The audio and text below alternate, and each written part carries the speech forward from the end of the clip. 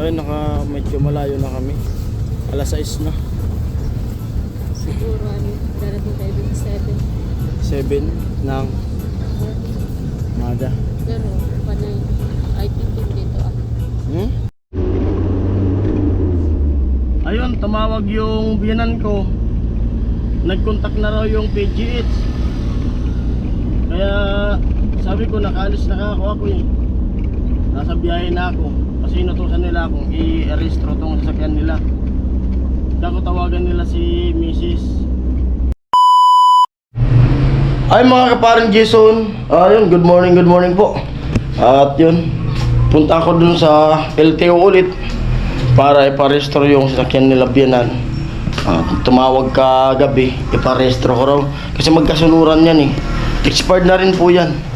At pag na-expired yung motor ko, kasunod yung van. Pero expired na yan. Is mga isang linggo na rin yan kasi mas nauna yung sa akin yung motor ko. Ayun, may okasyon dito kaya magmamadali rin akong makabalik kasi yun nga, may kasal dito. Ayan o, ganda ng bistik. At ito yung panregalo ko na binili. Makahabol sana ako kasi kahapon di na ako nakatulong doon sa magluto nila doon o maggayat ng karne. Kumpare ko kasi yan. Ayan, let's go na. Let's go. Napapunta na ako ng Iriga para ma-restro tong sasakyan nila biyanan. Dito ako dumaan sa may Bacolod kasi mas malapit rito. Shortcut. Para din ako dumaan ng Nabua. Tipid din ng gas.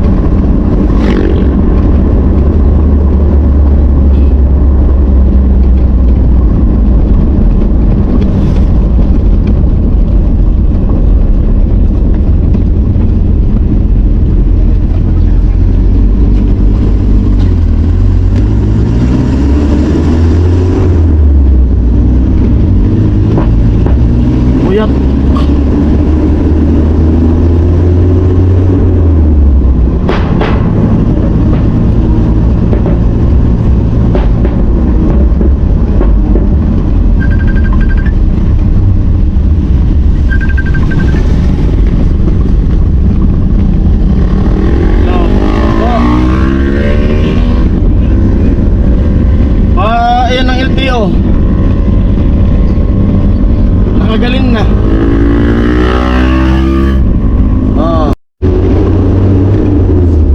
Ayun, tumawag yung biyanan ko. Nag-contact na raw yung PGH. Kaya sabi ko nakaalis na ako eh. Nasa biyahe na ako kasi inutusan nila akong i-restro tong sasakyan nila.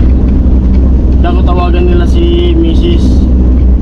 Pinapatawagan ko dun sa biyanan ko. Kaya di ko alam kung ano yung sabi ng PGH. Pero parang Maynila na kayo mamaya. Kasi yun ang sabi. Yun ang sabi sa amin na kung baka October o November. Yun, sana sana maoperahan na siya para matapos na. Kahit pista sa amin wala kami. At least yung problema namin marusilbahan na.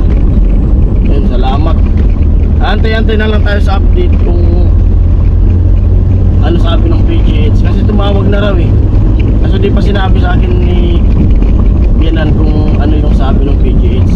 Kasi yung nakausap yung ate ni Mrs. Kasi yung inilagay doon na number ng cellphone, yung number ko saka yung number ng mga kapatid ni Mrs. Kasi dyan sa amin talagang walang signal. ano yung SIM card, wala. Kahit anong tawag, hindi talaga makontak. Kaya nga nung nauso yung ano, yung piso wifi, ay nagpakabit kami para magkaroon kami ng kontak. Kasi dati nung wala pa yung piso wifi, may pinupuntan pa kaming lugar para matawagan kami ni ano, biyanan, mga kapatid niya. Kasi wala, as in wala talaga, maski mag-text ka, walang signal. Kaya minsan, yun nga, pag nag-i-stay ako dito sa Bato, inaabangan ko yung kontak ng ano, ng PGH. Baka nga nagtatawag sa akin eh. Kaso di rin nila ako makontak, walang signal dun eh. At sana yun na yun. Para pagbalik ko makarehistro to, mag ano kami, biyahe kami. Kasi may naka ano naman ako dyan na ano, na pera talaga para sa kanya, na pag tinawagan kami, meron kami pamasahe papunta ron. Pero alam ko kulang yun. Siguro manghiram na lang muna ako kasi malayo pa yung sahod nitong ano eh, nitong sa challenge.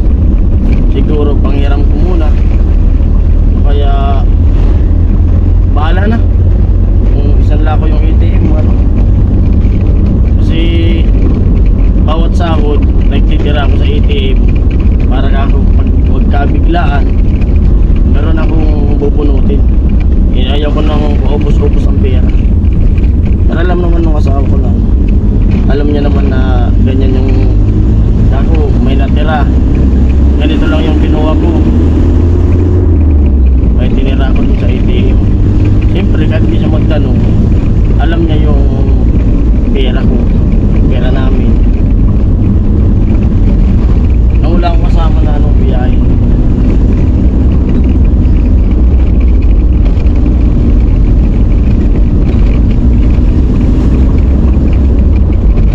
Sila mama muna yung magmamahalan sa tindahan.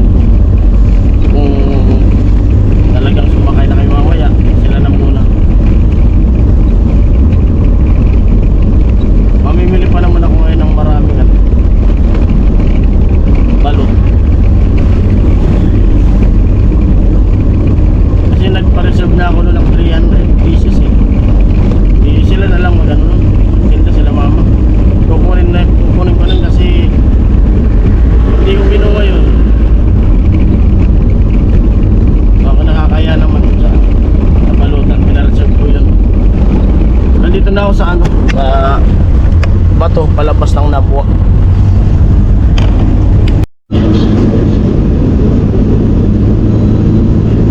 Malapit na ako ng LTO.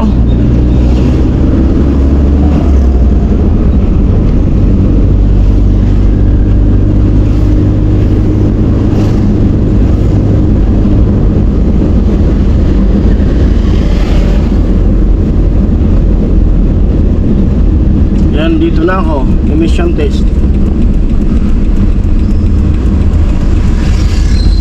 Sana walang pila para makauwi ka agad ako.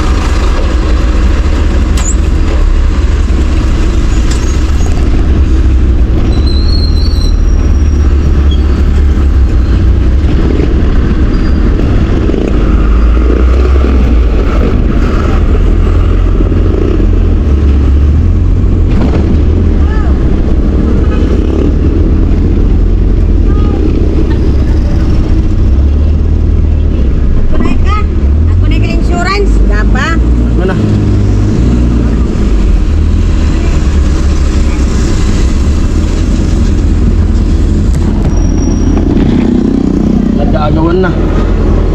Daming lalapit yan pag magpaparestro.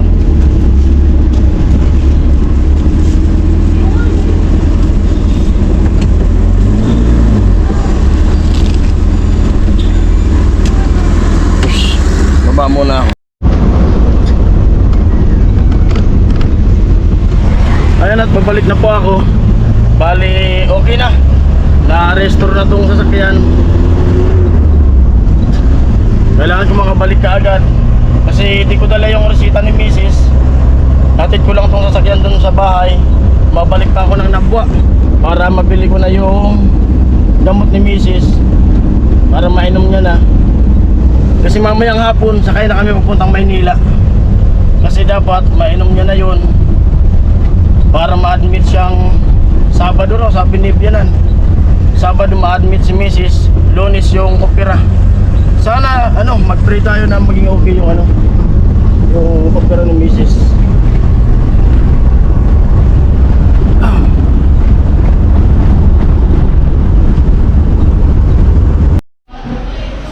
Yan po, at biyahe na ako. Papunta muna ako ng Nabwa para mabili ko po yung gamot ni Mrs. At pagbalik ko dito, nakaprepare na rin ng mga gamit. At si Mrs. pinapaligo ko na rin para pagdating ko dito, sakay kami ng bus. Ayan, nagmamadali na ako. Let's go! Dito na ako sa Nabwa. 6:39. Dito na sa Mercury.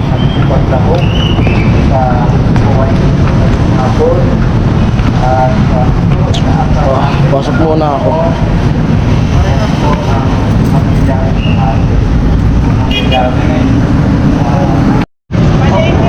Ayan po, at nakabili na ako ng gamot. Pero yung antibiotic po at di na sa akin bininta. Hindi ako pinabili nung antibiotic. Gawa nga ng dapat daw June pa lang nakabili na nun. Kaya di ako pinabili nung nung antibiotic. Yung time check natin 3:48. Bumili na rin ako ng gatas para may gatas kaming iwanan dun sa anak ko. Ayan, pumapatak-patak na yung ulan. Ang balik na.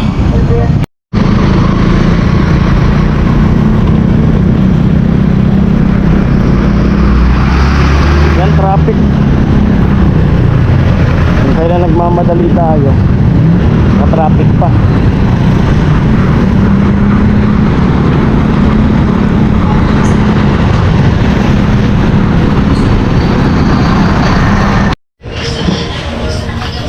Ayan po, dito na sa bahay, nakarating na ako. 4:18. Oma, namaligo na ako. Oh, gatas.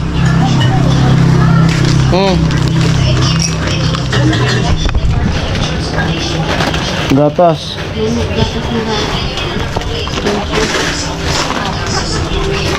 Oh. Ano ka din na ba kayo? Tingnan mo na lang, basta yung antibiotic yung wala. Ayaw nilang bigyan na.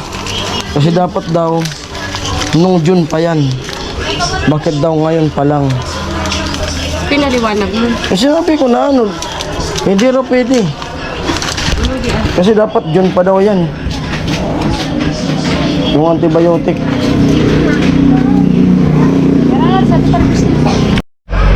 Nag-aabang na po kami. Nag-aabang na kami ng sasakyan.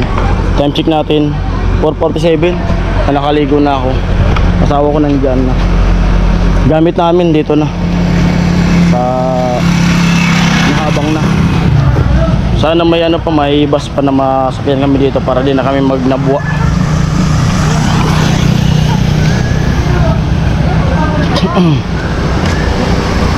Bibi Bibi, yung cellphone na limitan ninyo ton sa cellphone. Sinasabihan ko yan. Baka makalimutan mo na kasi sila naman. Mag-limit ka ng Tapos pag pinatulog na, matulog na. Ayan po mga kaparing Jason, at time check natin na 5:32 na. Siguro wala nang super na dadaan. Magpapahatid na lang kami diyan sa kumpare ko. Patid kami sa Nabwa. Tara na. 5:32. Ang hinabayan ko na yan. Mga nabala dito. Magindahan. Pag magsarado na lang kaagad. Patid na lang kami sa kumpare ko dyan. hanabuan na lang kami sasakay kasi kailangan talaga makaalis kami ngayon. Inabuhan pa namin maghintay kasi kanina pagpunta ko sa Nabwa, may mga nasalubong na ako na Superlines, dalawa. Eh, sabi nila 3 na daw yung dumaan. Na magnanabuhan na lang kami ni Mrs. Ayan. Nak, yung bilin ko sa'yo ah. Para gumaling ka sa mama mo. Gusto mo mama si baby? Gusto mo si baby? Hindi ha, mag-listen na ha. Okay. Listen. Ayun po mga kaparin ko, bali nilalabas ko sana nung kumpare ko yung sasakyan niya. Biglang sumulpot ko sa Superlines. Di na kami nagpahatid. Time check natin 5:41. Yan. Ingat sa akin lahat. Ayan, sana okay yung ano namin ngayon. Alright.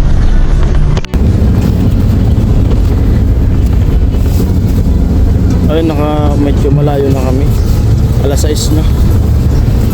Siguro darating tayo dun sa 7. 7 ng Mada. Pero panay, I think dito ako. Dito panay dito na. Pero diretso. Ano dala mo dyan na pagkain natin? Kanin lang.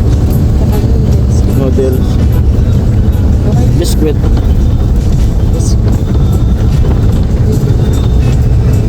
Biglaan talaga. Buti di pa kami nakakaalis. Nagpapahatid na sana kami. Nilalabas na yung sasakyan.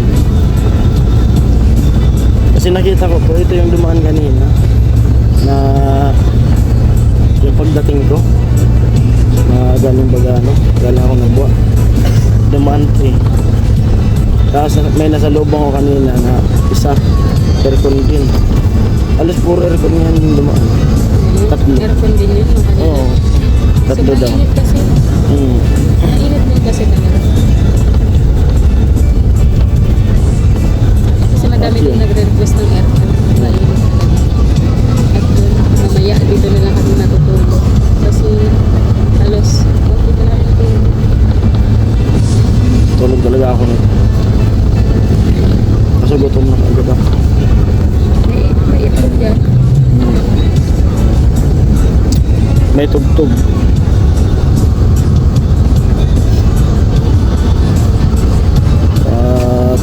Dadaan muna kami. Pag galing namin dito sa pagbaba namin, kasi Petix kami bababa. Kasi medyo mahasal sa Cubao. Patatawid pa kami ng nag-overpass. Tapos medyo malayo yung lalakaran. Pag sa Petix, doon na yung Sakyan. sasakyan. Baka may ulan pati.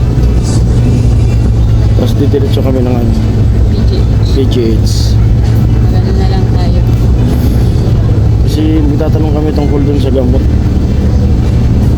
Gawa nga ng Hindi na tinanggap eh.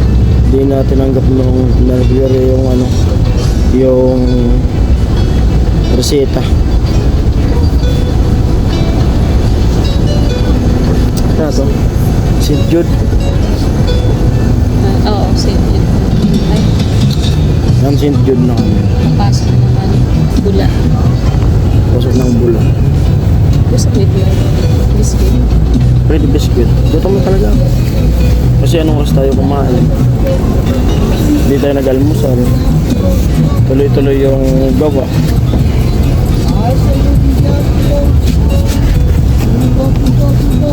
May kape kang dala? Yung timpla na? Ha? Kasi hindi mo yun may inom dito. Buksan mo. Tingnan mo yung daanan. Re-repair. Hindi mo may inom. Lubak. Buti di pa nagmamahal. 950 pa rin. Yung akala ko mga nagpasan libo na eh. Kasi Sa undas na December eh. yan. Di pati pag undas.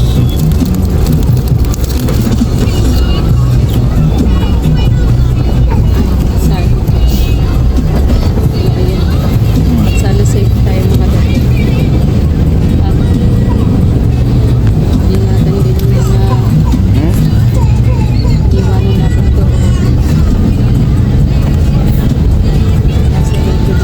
sanay na yung ano. Sanay na rin yung anak namin. Hindi nga tumingin. Busy sa cellphone, mamaya iiyak ko yun. Paggabi lang yun iiyak. Pag matutulog na, yun. Hindi nga tumingin sa amin na umalis. Mamaya iiyak yun. Baka umiiyak naman yun. Kawawa. Para matapos na.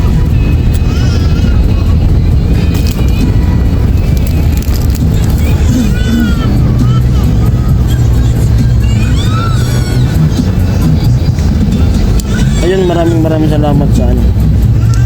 Nag-Gcash sa amin. Si Ate Cherry. Thank you po. Thank you po, Ate Cherry. At syempre sa lahat ng tumulong sa amin simula't simula. Eto na yun, yung isang taon natin na ano, Balik-balik. yung isang taong support, yung isang taong Shoutout kay Miss NYC. kay Miss NYC, siya talaga yung Siya yung una. ano, paabot sa amin. Tsaka yung pasensya na po kung may makakalimutan man kami, lalo na nung may nagbigay kay Kuya Noli din. Hindi ko matandaan kung sino yun yung nagbigay sa atin ng ano. Tanungin ko nga si Kuya Noli. Ano yun, 2 cent yun eh. 20 million eh. Oo, yun talaga yung ano, pero pinapupray ko siya, pero hindi ko talaga naaalala yung pangalan niya, sorry po. Alam ko po, nanonood ko. Oo, nanonood sila. Sana po, ano, Para mag-asawa ata yun eh. kung may pagkakataon po na, ano, try niyo pong i-message kami. I-comment. I-comment na kayo po yun. Kasi, sorry po talaga. Yun po yung pinakang, ano, sorry po talaga. Hindi po namin Lahat sila, si Kuya Imit, Kuyang di nagpapakilala, madami talaga. sponsor ni Parson. Siguro sa sobrang madami tayong inaalala talaga. Sinabi na Sino yun, po ba yun? Parang kasalanan talaga namin na nakalimot po kami. Kasi sinabi na talaga yun ni Kuya Noli. Tapos yung pang ano din, yung nalagay sa Manila. Sorry po. Sila Kuya Dani din. Dani. Sila Kuya Dani. Gusto niya. Yun lang po at kung may nalimutan man po. Meron kami, pa. Pasensya na po pala. Mag-asawa yun eh. Parang ang pinakakaalala ko kay Ferrer sa sa pangalan nila. Si Sar, ba si Sar? Oo, Si Sar Ferrer? parang sila talaga yun. Baka. Kasi Pero Ate Marita? Oo, parang sila talaga yun. Tanungin natin si Kuya Noli. Opo, kasi sorry po. Nasa 20k dyan, binigay. Tapos may nagsend din sa atin. Thank you. At ito na yung 1 year na pabalik-balik. Yun. Hindi po naman ako na-opera nung iniisip ko makauwi agad. Uwi tayo niya. Ano ako si Bebe kasi. At ayan, hanggang dito na lang ang vlog na to. Dito na kami sa Maybula. Siyempre, maraming salamat po talaga ulit.